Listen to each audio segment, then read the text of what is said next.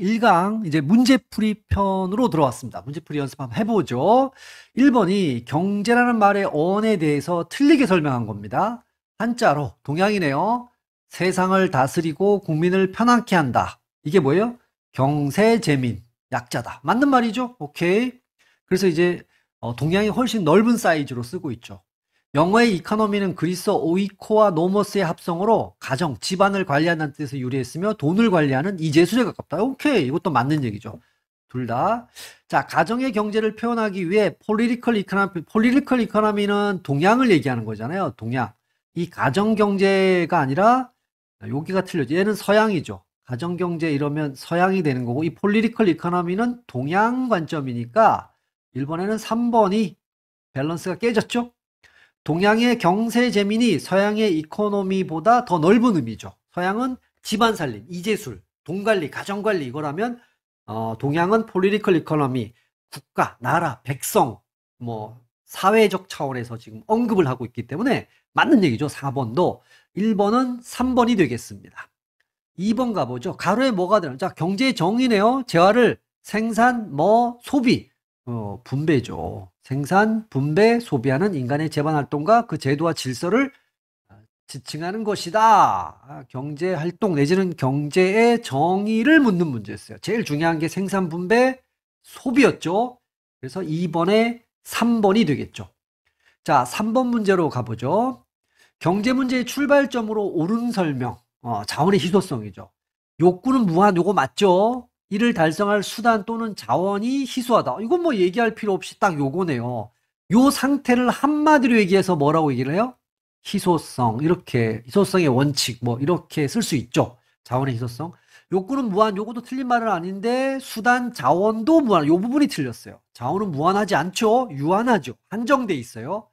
자, 2번에 개인의 선택은 사회에 영향을 미치죠. 다 사회와 연결돼 있기 때문에 미치지 않는다. 이 부분이 틀린 거죠. 말이 안 되죠. 자, 경제는 재화를 생산, 소비하는 활동이며 따라서 분배 활동은 포함되지 않는다. 분배도 들어가야 되죠. 분배 활동이 포함되지 않는다 그랬으니까 이 부분이 틀린 거죠. 그래서 옳은 설명 3번은 1번이 되겠습니다. 4번으로 가보죠. 경제학에 관한 내용 중 가장 적절하지 않은 것, 틀린 거 고르라는 얘기네요. 경제란 세상을 다스리고 국민을 편안하게 만드는 의미, 즉 경세재민, 그죠? 맞잖아요. 그런 의미가 있죠.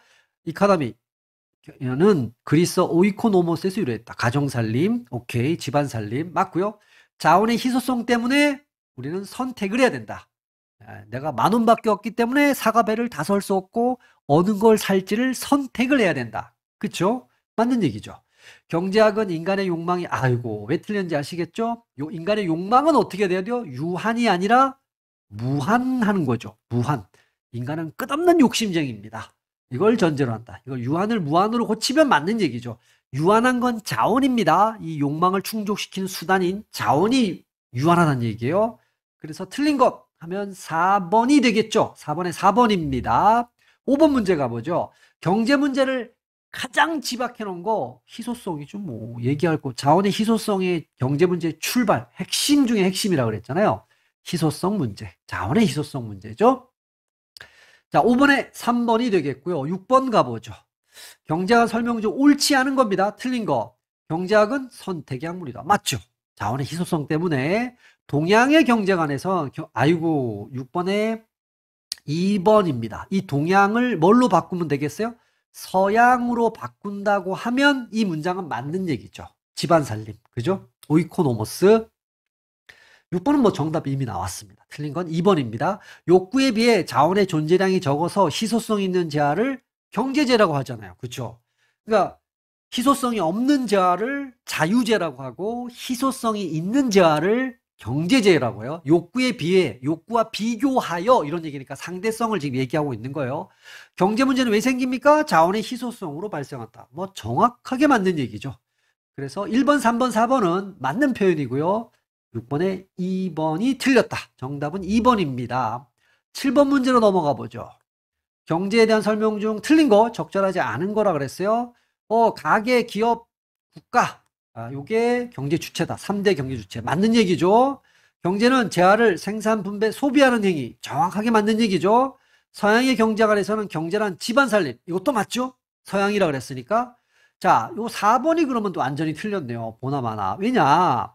절대 수량이 많으면 수량이 어마어마하게 많아. 희소성은 언제나 낮다. 낮을 수도 있고 희소성이 낮다는 얘기는 부족하지 않다는 얘기예요. 희소성은 부족하다는 뜻이니까 희소성이 높을 수도 있어. 왜? 이 희소성은 상대적이에요. 그러니까 주관적이란 얘기니까 어떤 사람한테는 많이 느껴질 수가 있고 내가 사과 10개 먹고 싶은 사람한테는 많이 느껴질 수 있고 사과 100개 먹고 싶은 사람한테는 적게 느껴질 거란 말이에요. 사과 똑같은 양에 대해서라도 그게 주관적이라는 거예요. 그러니까 상대적이란 말과 일맥하다라고 볼 수가 있죠. 어쨌든 언제나 이런 표현 때문에 틀리기도 했지만 희소성은 낮을 수도 있고 높을 수도 있어요. 왜? 왜? 욕망이 어느 정도냐가 중요한 거예요. 욕망이. 그렇죠? 그리고 제가 또 한번 설명해 볼게요. 100개가 있는데 욕망이 10개면은 희소성이 없는 거죠. 낮은 거죠. 근데 욕망이 1000개면은 똑같은 100개가 절대적 수량인 똑같은 100개가 1000개를 욕망하면 욕구를 하면 희소성이 높아지는 거야. 부족해지는다는 얘기죠. 4번이 틀렸죠? 7번에 4번. 자, 8번 문제로 가보죠. 적합하지 않은 것, 경제학에 대해서. 경제는 세상을 다스리고 국민을 편하게 만든다는 경세 재민을, 그 동양에서 이런 의미가 있죠. 서양의 이코노미 경제는 집안 살림을 하는 사람이라는 그리스어 오이코노모스 유래했다. 1, 2번은 뭐 정확하게 동서양 다 맞죠.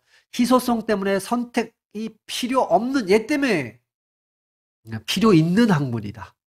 이렇게 가야죠.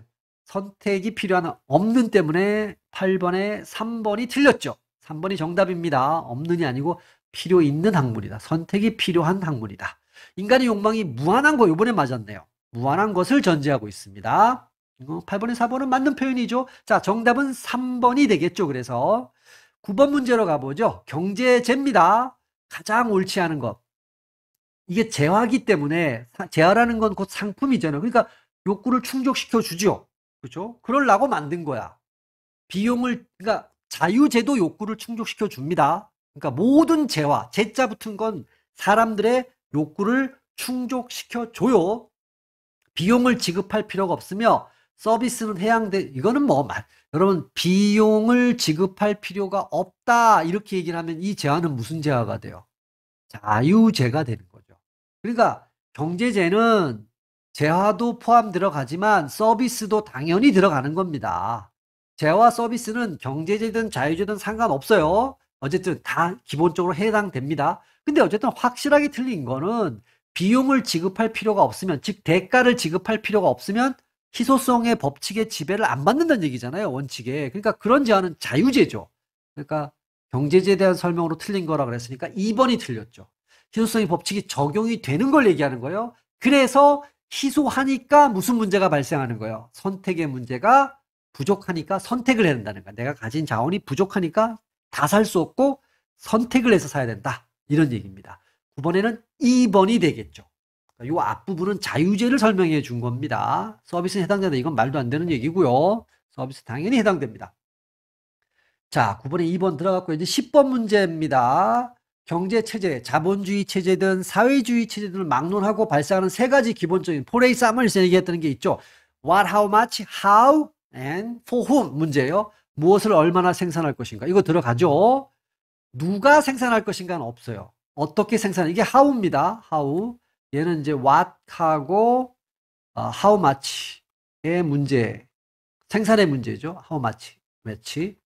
누구를 위해? 이거 for whom의 문제가 있죠. 분배의 문제라 그랬어요. 분배. 얘는 분배의 문제고 요 두 가지는 생산의 문제인 겁니다. 생산의 문제. 그러니까 누가 생산할 것인가 이건 없어요. 10번은 2번이 되겠죠. 자, 이제 마지막 문제네요. 옳지 않은 겁니다. 경제 문제는 뭐 때문에 발생한? 희소성으로 발생하죠. 오케이. 자원의 희소성. 이건 맞는 표현이고요. 욕구에 비교하여 부존량이 적어, 그러니까 희소성이 있는 부족한 재화를 경제재라고 한다. 오케이. 정확한 얘기를 하는 거죠. 희소성 있는 재화가 경제재예요.